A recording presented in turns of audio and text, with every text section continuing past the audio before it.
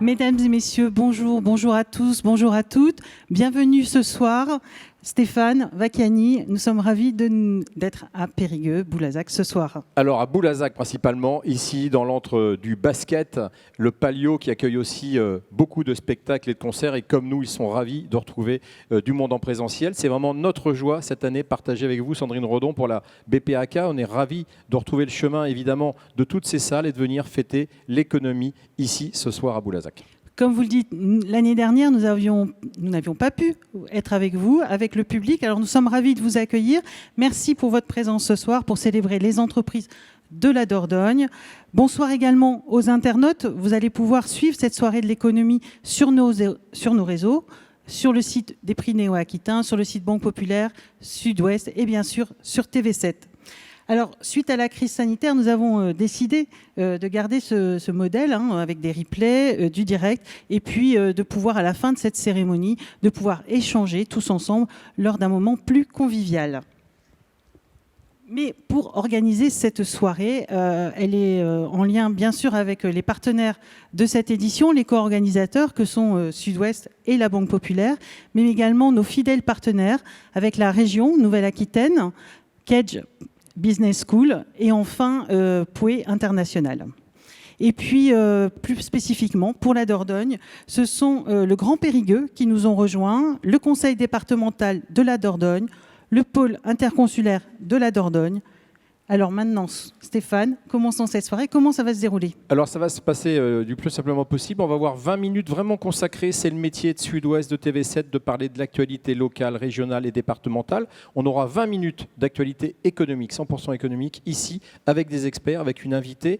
On a voulu féminiser, c'est aussi une volonté. Et on essaye tous les ans, mais c'est compliqué. On regardait encore il n'y a pas longtemps, dans un autre département avec vous, Sandrine, les statistiques des PDG, femmes, 30% environ, donc voilà, ce soir on est ravis, on en aura une sur le plateau.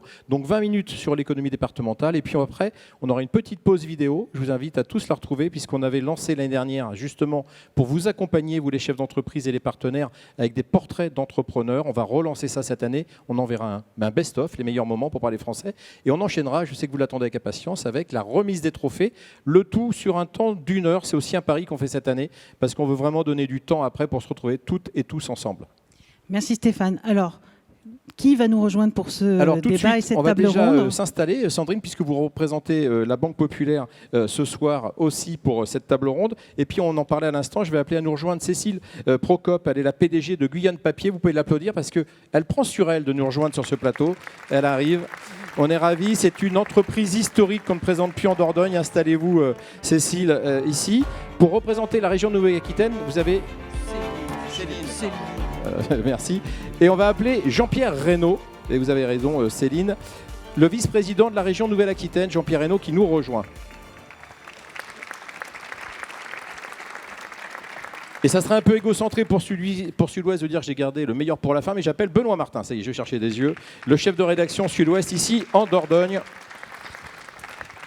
Je vous attends avec impatience, Benoît, parce que c'est vous qui allez commencer et le vouvoiement va peut-être nous échapper pour passer au tutoiement, ça risque d'arriver. Bonsoir. Vous êtes l'adjoint d'Anne-Marie Siméon, ici, sur le département de la Dordogne, comme responsable de cette rédaction.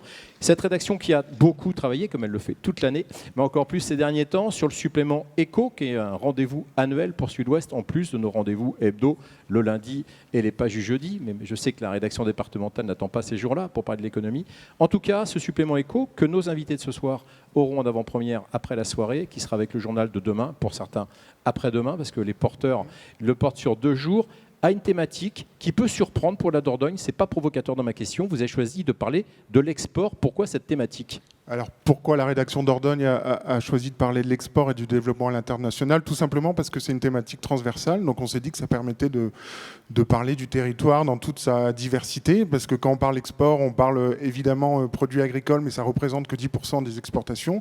Donc il y a la viande de veau, évidemment le vin de Bergerac et de Duras, les fruits comme la noix ou la fraise.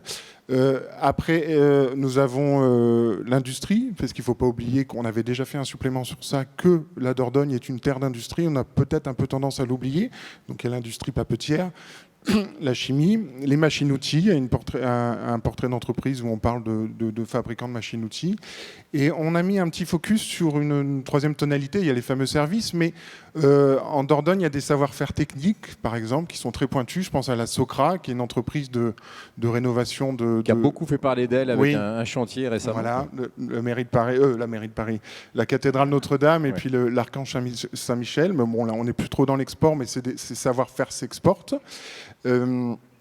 Et je pense aussi à la matière grise ou au savoir-être. On a fait le portrait, on a rappelé en quoi consistait l'école de management de hôtellerie-restauration à Savignac-les-Églises. C'est une école SCCI. Et surtout aussi, la Dordogne exporte son patrimoine immatériel et culturel. Et là, on pense à l'ASCO, évidemment, avec l'exposition itinérante l'ASCO 3, qui a fait 14 villes, je crois, plusieurs continents, et qui se transforme un peu à cause du Covid. Donc voilà, l'export, là, on se dit qu'on est au cœur un peu de l'économie et qu'effectivement, ça donne un autre visage de la Dordogne. Et les lecteurs et toutes les personnes qui sont là verront des portraits d'entreprises où nous, en tant que rédacteurs, on a pris plaisir à les faire. On a fait des belles découvertes. Et on va en faire ensemble ce soir, Benoît, c'est sûr. On va d'ailleurs saluer, puisqu'on en parlait à l'instant, dans les lauréats récemment, on avait eu aussi l'ASCO qui continue son très beau chemin. Vous en faites partie, Céline. Ce soir, on est ravis de vous accueillir. Vous faites partie de ces femmes chefs d'entreprise. On est ravis de vous accueillir. Et vous faites partie de ces femmes chefs d'entreprise qui exportent, et non des moindres. On va rappeler déjà le chiffre de l'export chez vous. 70%. Voilà, donc 70%. Je ne suis pas certain, même si l'entreprise a 300 ans et que vous avez fêté là un anniversaire un peu plus court, parce que votre papa avait repris cette entreprise il y a 26 ans, et c'était ce week-end, entre guillemets, la fête en interne. Peut-être rappeler le cœur de métier de l'entreprise. Alors nous sommes associés à l'industrie papetière, puisque nous transformons des papiers, des cartons, mais nous les sublimons. Nous achetons de la matière, donc on n'est pas fabricant de papier, on achète la matière papier, et on va l'enduire avec des propriétés qui vont lui permettre d'avoir soit de la couleur, soit de la technique, des produits qu'on a souvent au quotidien. Justement, pour mieux nous parler, je vais être le grand naïf de cette soirée, c'est mon rôle préféré. Qu'est-ce qu'on a, nous, dans notre quotidien pour mieux comprendre ce que c'est quand on parle chez vous de coucheur-enducteur, par exemple? Donc, c'est quoi les papiers concernés? C'est le terme exact de notre profession. Donc, coucheur-enducteur, c'est quoi? C'est de rajouter effectivement quelque chose sur le papier pour lui donner des propriétés du papier fluorescent. Vous en avez sur les marchés, quand vous voyez des éclatés en forme d'étoile ou de flèche. Vous en voyez aussi sur tout ce qui est la logistique, puisque c'est une couleur qui attire beaucoup l'intention, donc il faut la voir de loin. Mais on fait aussi des produits beaucoup plus subtils, comme par exemple les étiquettes de champagne, avec ces effets iridescents. On fait aussi, et on travaille dans l'ombre pour des gens comme Canon, pour HP, pour lesquels nous allons fabriquer leur papier photo brillant, qu'ils vont ensuite revendre pour tout un chacun pour imprimer ses photos de famille avec sa petite imprimante de bureau. Donc, ça veut dire que souvent, quand j'imprime mes photos à la maison, j'ai sûrement un produit qui vient de Dordogne. Exactement. Okay. Par rapport à ça, justement, comment vous expliquez que vous êtes plus que même pas une poignée, je crois que vous êtes 3 en France à faire ce métier encore, et que vous arrivez à exporter. Alors, pourquoi peu en France et pourquoi l'export fonctionne ? Alors, c'est un vieux métier. On remet dans le contexte. L'industrie papetière, ça existe depuis des siècles, a été beaucoup portée sur ces 70 dernières années par la communication et la promotion visuelle des produits. Aujourd'hui, on a d'autres enjeux, parce qu'avec la digitalisation et le reste, on est obligé effectivement de se transformer. Mais c'est une industrie qui a du coup été portée par de l'hyperconsommation, de l'hypervolume. Et donc des gens comme nous qui sont entre effectivement un distributeur et un papetier ont été soit absorbés, soit ont dû effectivement rentrer un peu dans les cases de la standardisation. Donc un des grands avantages de Guyenne, c'est qu'on fait des moutons à 5 pattes, on fait des produits qu'on ne voit pas ailleurs, on fait des choses qui sont complexes, on est connu sur le marché pour être capable de répondre à des besoins de R&D qui sont compliqués. Et ça, typiquement, dans un monde de globalisation et de standardisation, des gens comme nous ont disparu au fur et à mesure des décennies, en fait.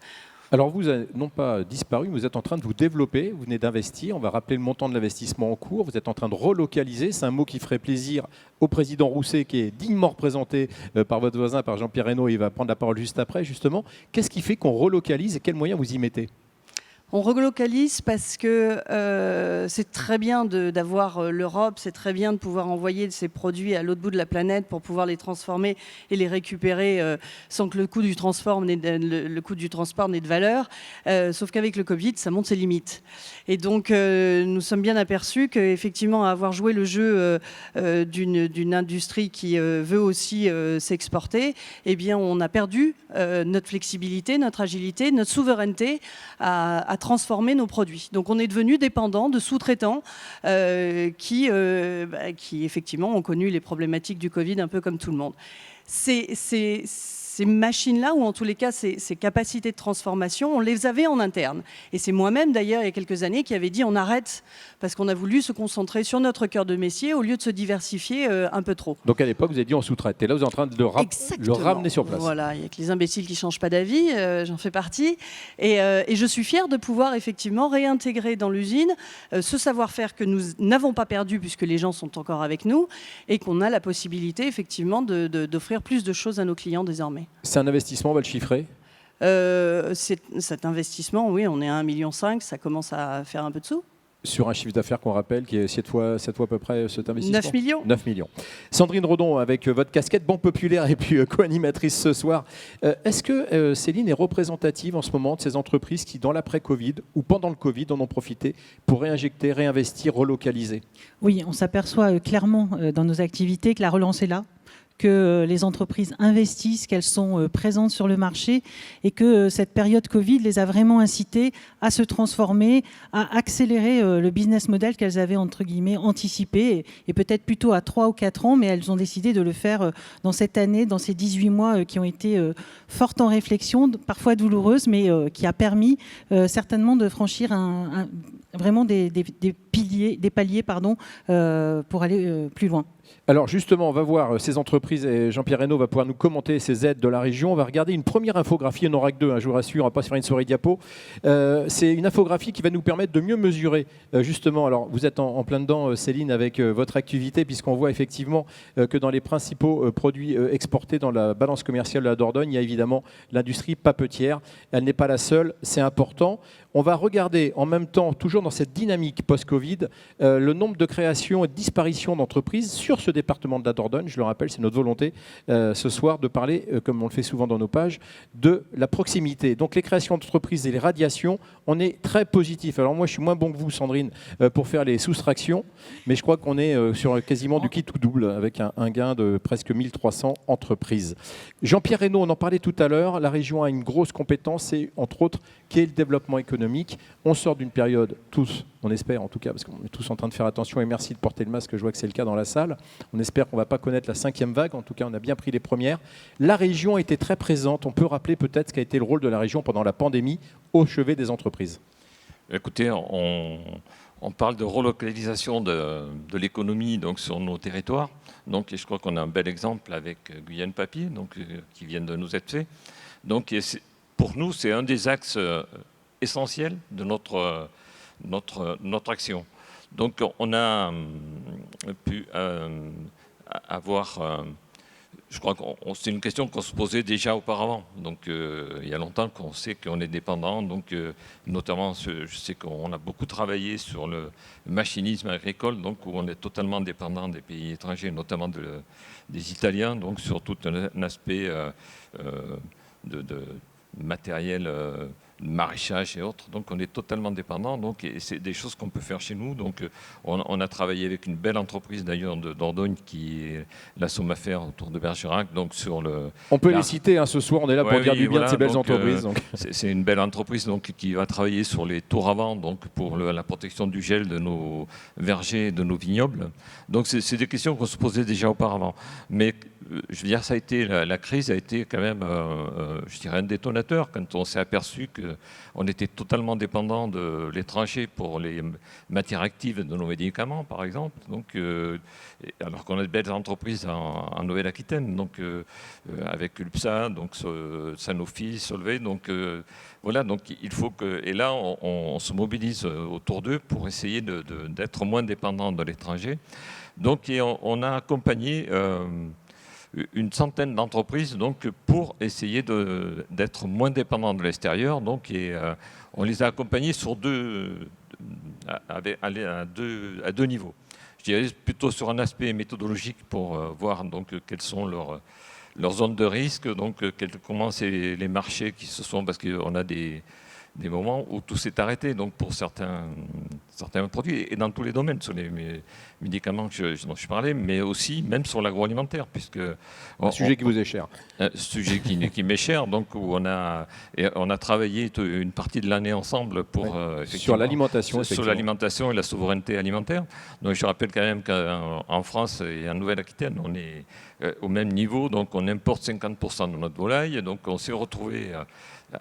au moment de la crise où, pourtant on est une région céréalière, donc on a beaucoup de blé, mais il y a peu de farine parce qu'on n'a pas les outils de transformation sur nos territoires. Donc je crois que c'est vraiment des questions qu'il faut qu'on se pose donc, et qu'on accompagne. Donc cet aspect méthodologique, donc, c'est de l'analyse des marchés, et les zones de risque qu'il peut y avoir. Donc, et là, on mobilise quand même des compétences au niveau de la région au travers de notre agence ADI, donc, qui peut accompagner, et un accompagnement financier donc, sur les investissements qui sont nécessaires, où ces entreprises-là, s'il y a des besoins, rentrent dans le commun des aides de la région. Alors justement, Céline Procope, vous faites partie de ce qu'on appelle maintenant la session usine nouvelle. Donc vous avez intégré ce process qui a été mis en place par la région Nouvelle-Aquitaine. Vous êtes une toute jeune usine nouvelle. En quoi ça vous aide et qu'est-ce que vous faites concrètement ?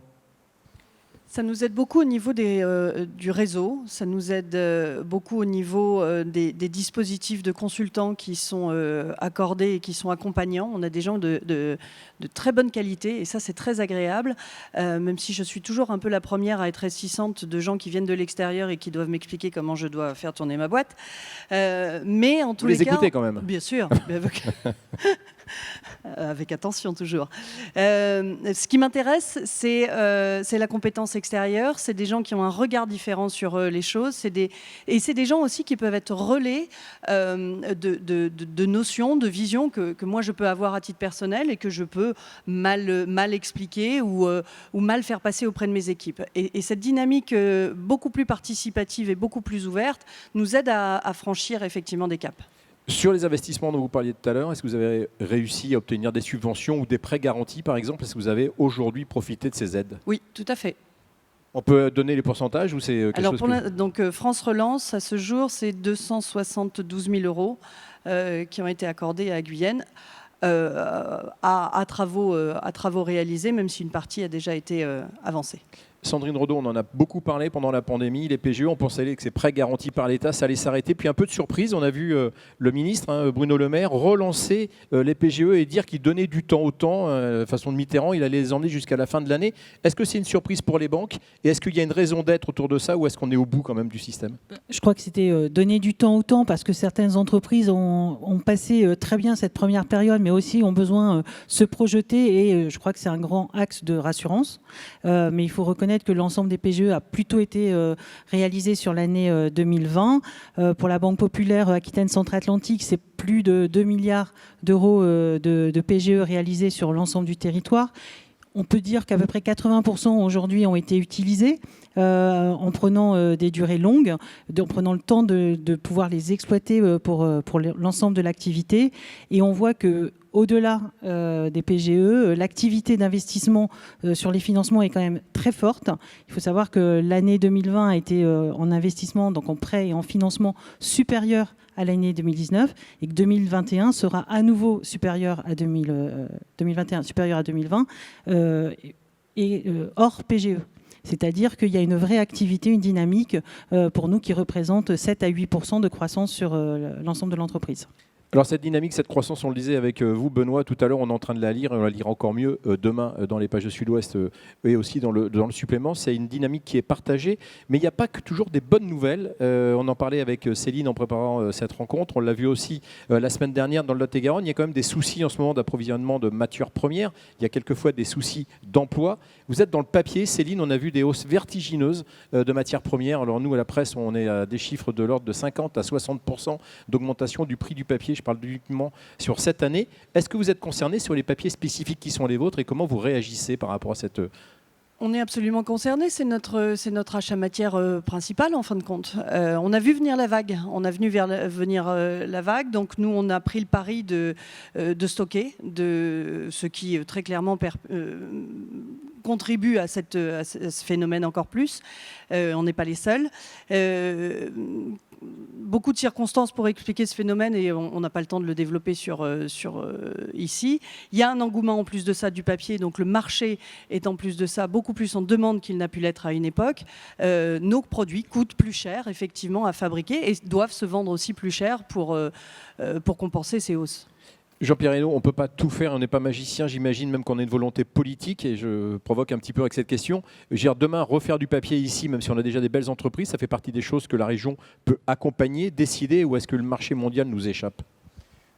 Alors, on ne pourra pas tout rapatrier ici, donc c'est évident, donc, parce qu'on a cassé les outils qui existaient auparavant, donc ce sera difficile d'y revenir. Donc, déjà, essayons de sauver ce qui existe. Donc, et je crois que la région, l'État, tout le monde s'est mobilisé pour sauver Condat. Donc, c'était quand même essentiel pour notre département. Donc, figure emblématique. Voilà, figure emblématique. Et c'était quand même un sujet qui a préoccupé tout le monde. Donc, moi, je crois qu'on évoquait tout à l'heure, donc effectivement, aujourd'hui, on voit avec l'abandon du plastique, donc il y a de vraies perspectives de développement sur des outils comme Guyane Papier. Donc, et je crois qu'il faut, on l'évoquait en aparté tout à l'heure, donc de faire connaître les possibilités qui existent aujourd'hui pour trouver des solutions de remplacement, parce qu'on y sera contraint, qu'on le veuille ou non. Mais ce sera... Alors justement, cette transition, qui est une transition importante en ce moment, elle profite à votre marché? C'est-à-dire, est-ce qu'il y a aujourd'hui des supports plastiques qui sont remplacés par certains de vos produits papier? Et les fabricants d'emballage le demandent. Il faut trouver des solutions alternatives à l'emballage plastique. Aujourd'hui, tout ce qui est complexe papier plus polyéthylène associé, que ce soit des sachets de thé ou que ce soit des emballages de papier de sucre, sont des produits qui ne sont pas recyclables. Ils sont dits recyclables, mais en traitement industriel, c'est atroce. Il faut aussi remplacer des produits type les gobelets en plastique ou des choses comme ça. Donc l'industrie papière est sollicitée pour effectivement trouver des solutions, parce que le papier a ses propriétés, mais aussi ses limites. Le plastique, c'est fantastique, hein. Ce fut, mais exactement. La problématique, c'est le cycle de vie qu'il a derrière. Et donc, effectivement, nous, à Guyane Papier, on a effectivement mis au point des produits qui ont les mêmes propriétés pour effectivement être des alternatives au plastique. Jean-Pierre Hinault nous a fait un petit aparté tout à l'heure qui nous complaît énormément avec Sandrine Rodon pour BPAK et pour Sud-Ouest. Il a dit en aparté, on se disait, il y a plein de choses qui se passent dans ces soirées, on va le voir après, parce qu'on arrive à l'heure des trophées. Et c'est toujours un bon moment parce que c'est des moments d'échange. Et je suis sûr qu'il y aura encore ce soir des gens qui vont découvrir des activités qui se passent à côté de chez eux, qu'ils ne connaissent pas forcément. Je vais terminer avec vous, justement, Benoît, par rapport à cette volonté de transmettre, de faire passer les messages. Est-ce qu'il y a quand même quelques freins que le journaliste que vous êtes peut nous citer? Je parlais à l'instant d'emploi et on a fait le point déjà sur les matières premières. Est-ce que la Dordogne a aujourd'hui des problèmes de recrutement? Mais avant de parler des freins, je souhaiterais quand même insister sur le fait qu'on essaye de mettre en avant des entreprises qui marchent bien et on se dit que ça met en lumière des entreprises où on se dit on se doutait pas qu'elles étaient autant connectées aux marchés mondiaux et internationaux. Donc il y a une certaine fierté. Je rappelais que la balance commerciale aussi est positive en Dordogne, de 10 millions, 20 millions l'année dernière. Et effectivement, il y a des freins. Donc qu'on parle de l'export ou qu'on parle de l'industrie ou finalement de l'activité économique en général, on retrouve ces temps-ci des freins. Alors c'est vrai qu'avec Madame Procope, on s'était croisés plusieurs fois avec des réunions des pouvoirs publics, même la ministre de l'Industrie qui était venue. Et à chaque fois, 1 fois, 2 fois, 15 fois, 20 fois, on entend qu'il y a des problèmes de recrutement. C'est le principal frein qu'on peut relever, donc qui est quand même porteur d'espoir. C'est un frein plutôt, j'allais dire positif, mais qui a du mal à... On l'entend depuis plusieurs années, et là, ça s'accélère, donc à un moment, voilà. Et aussi, ça pose les questions de l'attractivité du territoire plus globalement, numérique ou par les transports. Voilà. Alors, on va avoir 5 prix, 5 lauréats qui vont venir sur scène, qui vont succéder ici après vous. On vous remercie tous les 4. Moi, j'ai un vœu à faire de la part de l'entreprise de Céline Procop, puisque je sais que tout à l'heure, on aura la présidente du jury qui est la DG de Jouer Club. Donc, si elle nous entend et si elle connaît bien le Père Noël, je sais que Mme Procop, elle aimerait bien avoir une connexion Internet beaucoup mieux que celle qu'elle a en ce moment en Dordogne. Donc, je ne sais pas si avec le représentant du conseil départemental tout à l'heure ou avec le président de l'AGLO ici, M. Ozou, on parlera de connexion Internet. Mais je sais que chez vous, de temps en temps, ça pose problème. Je voulais finir par cette petite anecdote, mais je sais que vous êtes coupé de temps en temps Elle arrive. du reste du monde. Elle arrive. En tout cas, merci Céline, merci à toutes et tous d'être venus sur ce plateau. On se quitte, on l'a promis, en regardant justement des portraits d'entrepreneurs. C'est les meilleurs moments des portraits d'entrepreneurs de l'an passé. Dedans, vous allez reconnaître d'ailleurs une famille qui est la famille Alafort, qui est de Dordogne. Et puis, on se donne rendez-vous dans quelques secondes pour la suite de cette soirée. Merci. Il faut déjà être convaincu soi-même pour pouvoir arriver à convaincre les autres, donc engager à 1000%. C'est cet état d'esprit d'avancer, d'oser, de prendre des risques. Je pense que c'est l'essence de notre métier.